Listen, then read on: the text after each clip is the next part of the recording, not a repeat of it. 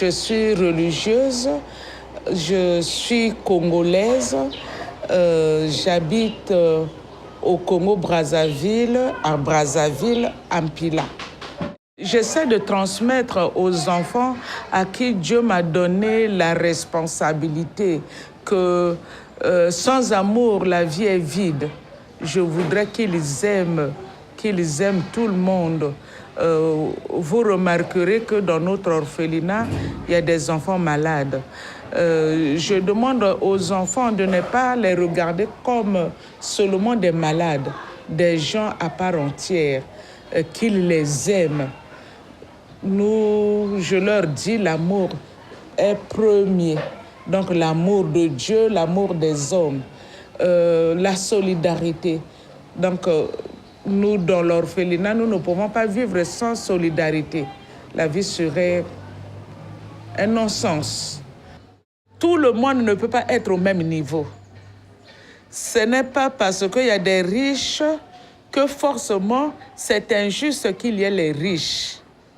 Je pense que quand on est riche, on a une grave responsabilité, une grande responsabilité envers ceux qui ne sont pas aussi nantis que quand on est riche. Donc le devoir du riche est de soulager la misère des autres. Donc quand on a les moyens et qu'on ne s'occupe pas des autres, je trouve que je ne sais même pas qualifier ça. C'est terrible, hein? Maintenant, la plus grande douleur que j'ai eue, c'est de voir mon enfant mourir dans des conditions atroces. J'étais devant là. Nous avons eu un incendie le 1er février. Donc, j'étais debout, à 2 mètres de l'enfant. Je savais qu'il était là. Il devait sûrement sentir ma présence. Et le mur de flammes était là. Ça a été atroce pour moi. J'ai déjà vu des enfants mourir, mais ceux-là sont morts paisiblement. Mais celui qui a été brûlé, là, c'était indicible comme souffrance.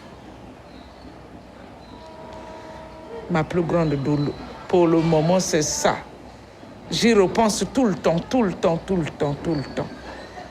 En ayant mon orphelinat, malgré les difficultés, et ils sont légion, j'ai la paix, j'ai la joie de souffrir un peu pour les autres. La souffrance n'a pas d'importance quand on donne la vie aux autres.